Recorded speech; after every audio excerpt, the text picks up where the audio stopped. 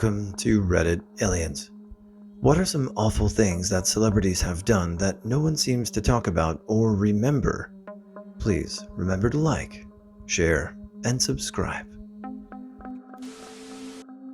Gloria Trevi, a Mexican singer who revived like a phoenix, as the news say over here. She was in a relationship with a famous songwriter who promised several families that he could make their daughters famous. So the songwriter and Gloria Trevi somehow convinced the parents to more or less give them full custody of their daughters. Well, for years. These two and another woman had girls in their teens who they would sexually abuse. The pedophiles basically received a slap on the wrist, and Gloria Trevi has basically revived her career as a singer and is more popular than ever. This old chestnut regarding Sean Penn, taken from an old news article. According to a report filed by Madonna with the Malibu Sheriff's Office, Penn scaled the wall surrounding the Malibu house in the late afternoon of December 28, 1989, and found Madonna alone in the master bedroom. The two began to quarrel. Penn told her he owned her lock, stock, and barrel. When she told him she was leaving the house, he tried to bind her hands with an electric lamp and cord. Screaming and afraid, Madonna fled from the bedroom. What followed was a 9-hour ordeal which left her deeply shaken. Penn chased her into the living room, caught her, and bounced her to a chair with a heavy twine. Then, he threatened to cut off her hair. According to the police report, Penn was drinking liquor straight from the bottle, and the abuse went on for several hours, during which time he smacked and roughed up his victim. He went out to buy more alcohol, leaving Madonna bound and gagged. Some hours later, he returned and continued his attacks. Madonna said that he untied her after she agreed to perform a degrading sex act on him. She then fled the house and ran to her car. Penn ran after her and was banging on the windows of her Thunderbird while she spoke to police on her mobile phone. 15 minutes later, she staggered into the sheriff's office. Lieutenant Bill McSweeney said, "I hardly recognized her as Madonna. She was weeping. Her lip was bleeding and she was obviously been struck." Penn was taken away in handcuffs and charged with inflicting corporal injury and traumatic conditions on her, as well as committing battery. Coco Chanel was a Nazi spy. She informed on Jewish and homosexual competitors in order to gain a foothold on the European fashion industry. Whoa.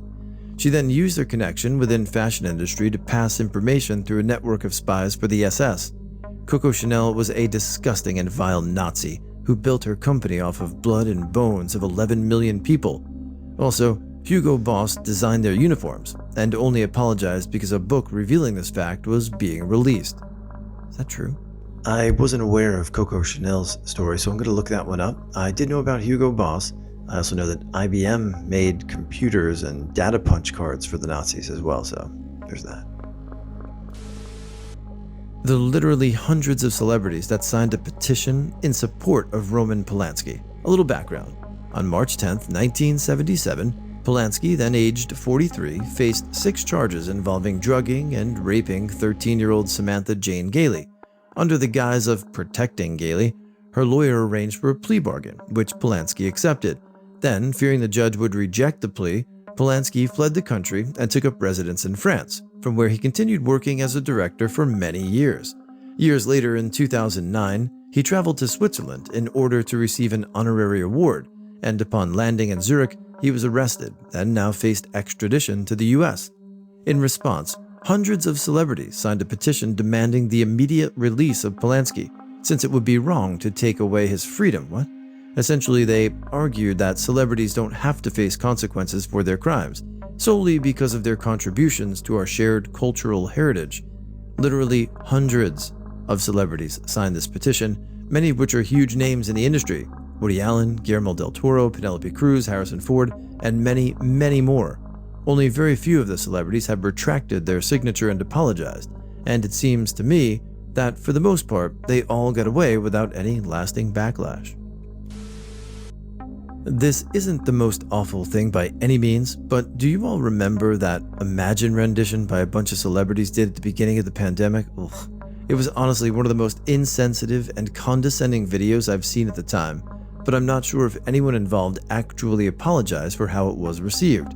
I feel like as a society, we've all moved on now, but whenever I do happen to remember it, the irritation just leaps right back. But again, This is nothing compared to some of the other monsters in this thread. Bill Gates, when asked about sweatshop conditions at outsourced Microsoft tech factories, answers, "Well, I'm no longer the CEO, so," which would be passably okay if he weren't a philanthropist for this exact kind of thing, and this wasn't the exact company he founded. Not to mention that that company was taking advantage of this kind of effed up supply chain dynamic long before he stepped down. So? John Lennon used to beat women physically, abusing his partners. Venus Williams drove through an intersection where she didn't have the right of way and ended up killing an old man. Matthew Broderick crashed into a car when he drove on the wrong side of the road and killed both people in the car he ran into. Michael Fassbender beat the shit out of his ex-girlfriend, dragged her with a car, her internal bleeding, broke her nose, busted her kneecap, LMAO, all the Me Too cancellations, but somehow nobody ever goes after guys like Fassbender who just beat the shit out of women. John Paul Jones of Led Zeppelin kept a minor as a sex slave in a hotel room and essentially held her prisoner. Justin Trudeau sexually assaulted a female reporter. He says he experienced it differently. Matthew Broderick killed a man while crashing them with a car. I think it was 2 women. Kobe Bryant's sexual assault case, he apologized but claimed it was consensual. Sure. Nancy Pelosi told everyone to wear masks and new guidelines prohibited going into hair salons. Went to a hair salon without a mask. On being caught, stated it was a giant conspiracy to take her down and blamed the salon. This was done by more than a few people. Oprah gave the world Dr. Phil and Dr. Oz. Enough said. Alec Baldwin hated a reporter so much he went on a homophobic rant against them. Later claimed it was not homophobic to do a homophobic rant. Ted Danson dressed in blackface and proceeded to use the N-word throughout a roast for his then-girlfriend Whoopi Goldberg. Roger Ebert wrote how everyone was shocked at the event. Phil Collins divorced his wife by sending her a fax, notifying her of said divorce. Well, you gotta do it somehow. I'm old enough to remember the Ted Danson incident, and it was very bad. If cancel culture existed then, he would be long gone, but he seemed to have made it through. What do you think of cancel culture on the whole? Also, Dr. Oz is running for Senate. And I'm pretty sure Alec Baldwin has done much worse to directors of photography since then. Machine Gun Kelly boasting about his willingness to sleep with underage girls. Back in 2013, the musician, who was 23 at the time, sat down with Fuse for an interview where he was asked about his first celebrity crush. Except he decided to ignore the prompt and talk about his current obsession, who just so happened to be a then 17-year-old Jenner. "I don't care who my first celebrity crush was, because right now it's Kendall Jenner," he said. "Goddamn, I've said that so many mother effing times. I hope that I'm snagging that." Unfortunately, MGK didn't stop there, as he went on to say he shouldn't move to LA, otherwise he was finding her. Not only that, but when asked if he was counting down the days until the model became a legal adult, he said he wasn't even waiting until she's 18, before adding that he would go now. And even worse, he tried to defend himself by saying the age difference wasn't creepy and that she's a celebrity, so there's no limits right there. Loretta Lynn got married to a much older man she'd just known a month at the age of 15. The real Wolf of Wall Street's character, played by that chubby guy, really did marry his cousin. Almost everybody's been trapped or raped or abused or stalked.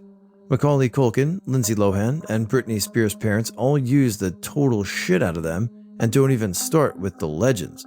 Shirley Temple, Black, and Judy Garland, and Jane Mansfield, and Marilyn Monroe, James Dean, Kurt Cobain, The Doors singer, Amy Winehouse, John Lennon, abused Yoko and wouldn't let her leave his sight. There's some minor child actors who's like a straight-up serial killer. For real, it's terrible. Charles Manson, Brittany Murphy's husband, wouldn't let her do anything, but then he died too, etc. Ed Mayhem. Actor Mark Wahlberg's application seeking a pardon for a previous assault is being met with skepticism by some Asian Americans, weary of his motivation and wondering why he has never personally apologized. Court documents indicate that in Boston on April 8, 1988, Wahlberg attacked 2 Vietnamese American men, knocking one man, Than Lam, unconscious with a 5-foot-long wooden stick and punching another, Ho Trin. Investigators noted Wahlberg made several unsolicited racial statements about G's and those words at the time. He was arrested, charged with attempted murder, convicted of assault, and served 45 days in prison.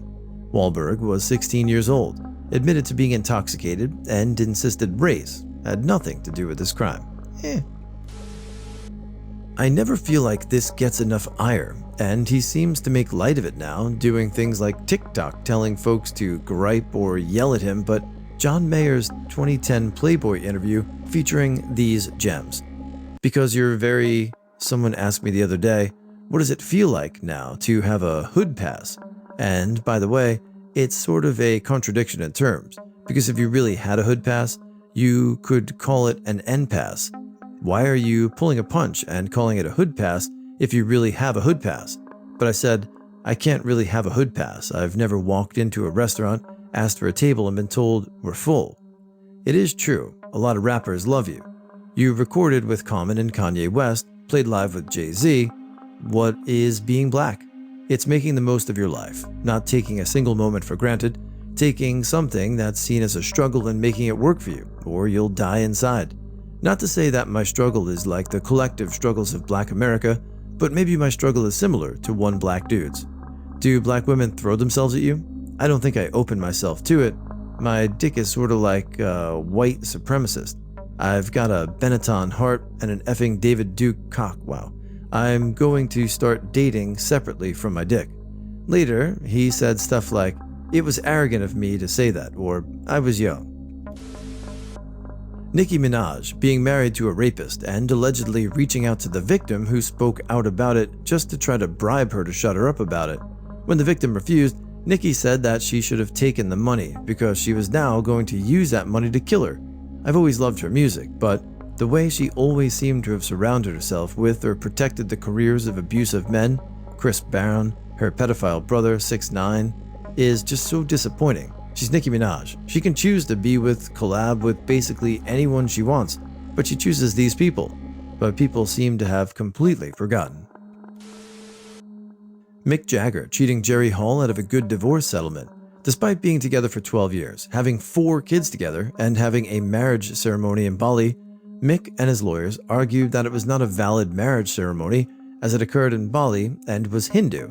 Okay, it is not the same league as some of the other awful things here, but Mick was so incredibly mean about the divorce money.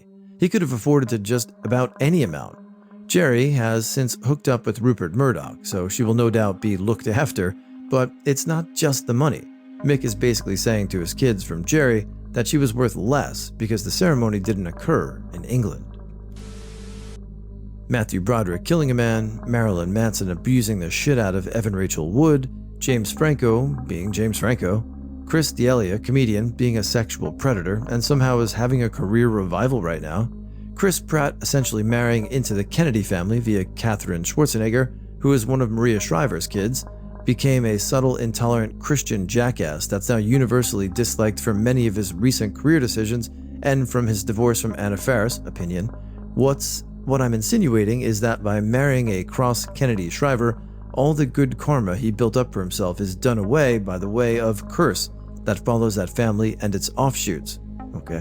Whitney Cummings' entire career since 2010. Drake F's teenage girls. Director Bryan Singer F's teenage boys. Kanye didn't let a 20-year-old girl have her first acceptance speech because he wanted to throw a fit like a child. Kanye betrayed his country and joined the ranks of fellow traitors Donald Trump. Kanye is obsessively stalking his ex and her significant other, very similarly to how OJ stalked his ex-wife. Not very similar.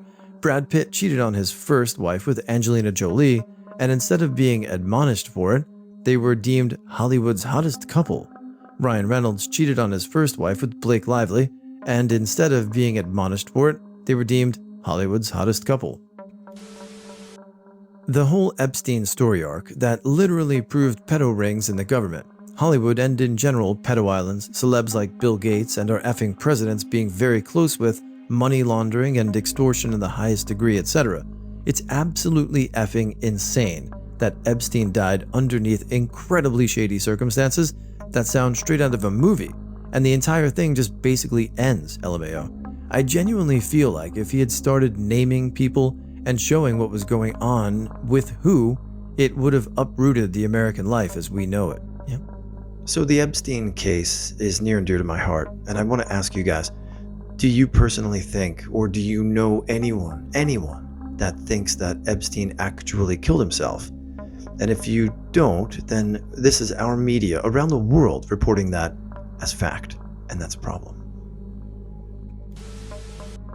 It took a while to finally catch up to Bryan Singer, but everyone seems to give him a pass on making Brad Renfro and those teenage boys shower naked for him an apt pupil without their parents' consent or even knowledge. There are accounts of him taking advantage of young men, possibly not even legal, throughout his career, and supposedly beating up Kevin Spacey for raping one of them does not offset this. Plus, there's putting the cast at risk during the first X-Men by waiting to film a particularly dangerous stunt after the stunt coordinator had gone home for the night, then getting the unit production manager fired after he objected. After Hugh Jackman was injured, Patrick Stewart organized a walkout that almost stopped production until the studio agreed to rehire the UPM who'd been fired. And yet, it took until he got fired from Bohemian Rhapsody for his career to really suffer. This is on the less serious side of the spectrum, looking at some of the comments here, but Simon Cowell's public bullying or shaming of contestants in the audition stages of whatever monstrosity of a talent show he happened to be running at the time. He would comment negatively on people's appearance, essentially tell them that they were shit at singing, and, this is perhaps the strangest one, say things like, "You look like a man dressed as a woman." That final insult was most puzzling to me. Make a statement like that post-2014-ish, and you will be accused of transphobia, regardless of whether you are or not, and will fall victim to cancel culture. To the best of my knowledge, Simon Cowell remains uncancelled and is living happily in his beachside home.